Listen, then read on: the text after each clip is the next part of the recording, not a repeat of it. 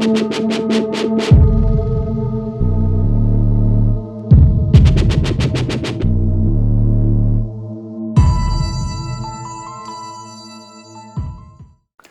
this is Brian Forrester, and we are on the Altiplano of Bolivia near Lake Titicaca.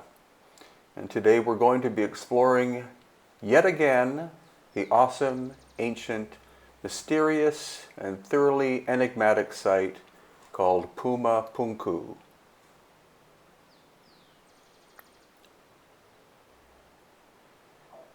So Puma Punku is off to the left-hand side in the background. Unfortunately, you're not allowed to film with a quadcopter there, though I did get away with it once. So this is just a little intro of the general area near Puma Punku and Tiwanaku in Bolivia.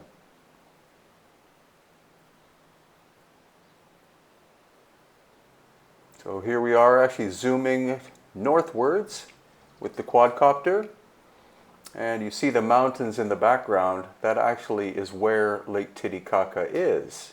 So Puma Punku is presently about 7 miles from the shore. And this is one of the famous H blocks, of which I'm sure a lot of you are acquainted with. They're the most famous feature at Puma Punku. But what I'm going to show you is something that few researchers have noticed. And that is that one of them, as in this one, is unfinished. You see the rounded corners and the lack of the symbol that you saw in the previous one, which is like a false door. And that's something that you see replicated many times. So there's a close-up. You can see the rounded corners and the relatively rough surface inside as compared to the smooth surface on the outside. So that H block was never finished. And here is a finished H block. There is the false door symbol that you can see. And below it is another false door symbol in the lower recess. So there again you see the false door, the lack of the false door, and then this one has another false door, as does this one. There are a total of 9 H blocks in existence. Each one is a different shape and size. Now here you see the massive slabs of stone. That is red sandstone that you're looking at, weighs in at approximately 131 tons.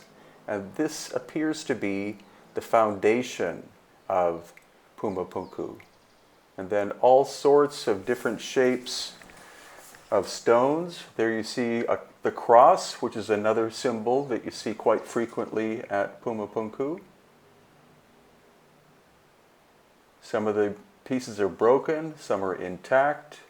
And this is a very intriguing stone with a perfect groove running down from top to bottom, and these perfectly spaced drill holes that are perfectly evenly spaced one against each other. I checked that with calipers.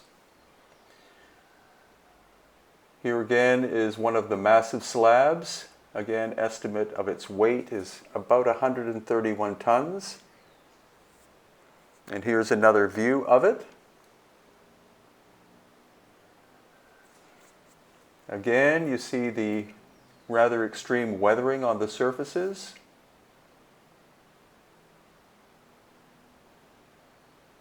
And then these kind of strange notches, which appear quite evenly spaced at the bottom. This again is that 131-ton slab.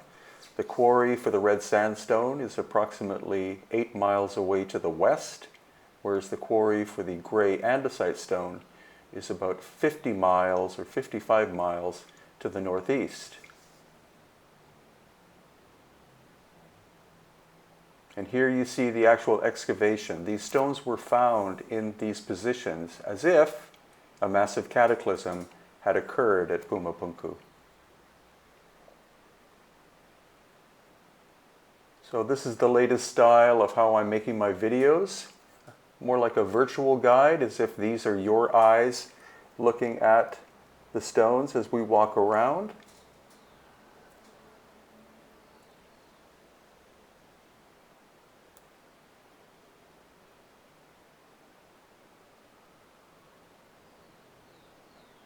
This is the remains of a gate that's broken into 3 pieces. And when we look inside, you can see the very evenly flat surfaces. Clearly this had to have been done with a machine or several different types of machines. And the whole landscape appears, again, to be a site of extreme devastation. I think, number one, from an ancient cataclysm, and then in later times, the local people would take the stone from the area in order to build their own houses. That started probably about 1,000 years ago, during the end of the Tiwanaku culture, or possibly even 2,000 years ago. We find several broken pieces, but the surfaces again are perfectly flat.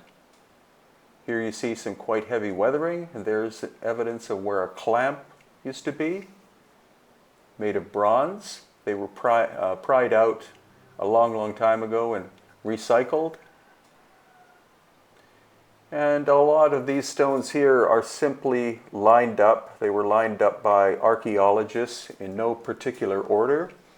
So that's why it makes it almost impossible to be able to try to figure out what Puma Punku originally looked like.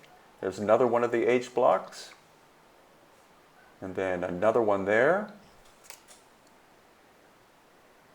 And then these surfaces too, those ones on the left look like, again, that they were never completed. You have this almost sandblasting effect, which seems to be the original tool, and then much finer tools come in and create flat surfaces like you see there. And here again, the interesting cross shape, or even double cross.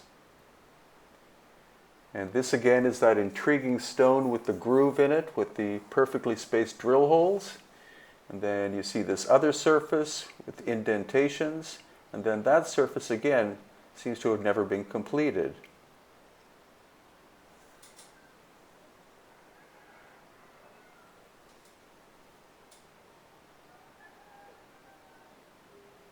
And now we're going to see 2 more of the H blocks, of which, again, there are 9 in total. I don't think any were taken away.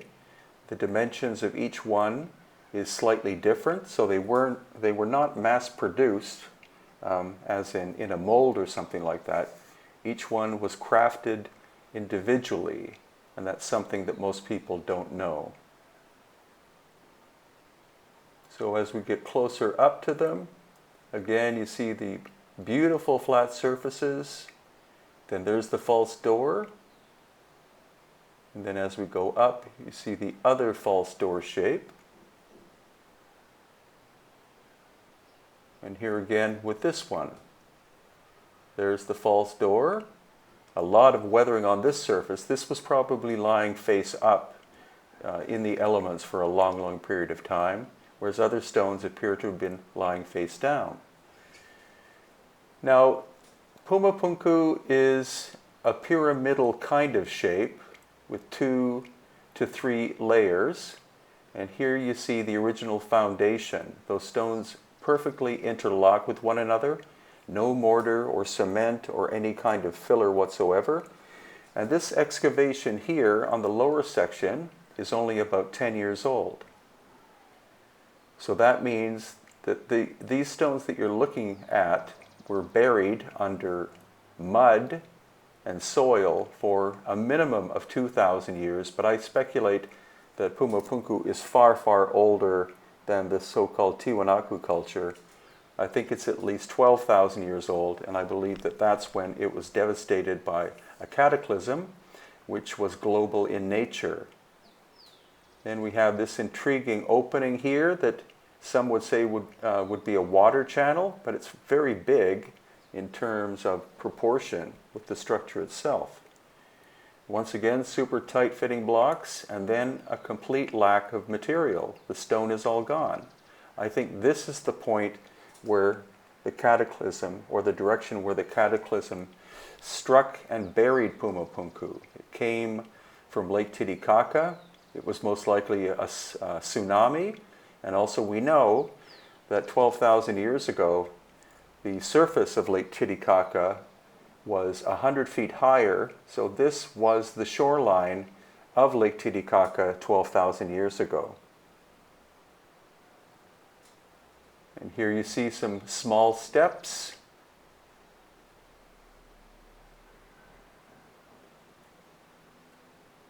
And then just below, a megalithic staircase. These are huge slabs of red sandstone. You see the extreme heavy weathering. Some of that could be water weathering because, again, the level of Lake Titicaca was right here 12,000 years ago. And then below you see later repair, possibly during the Tiwanaku culture of 2,000 to 1,000 years ago.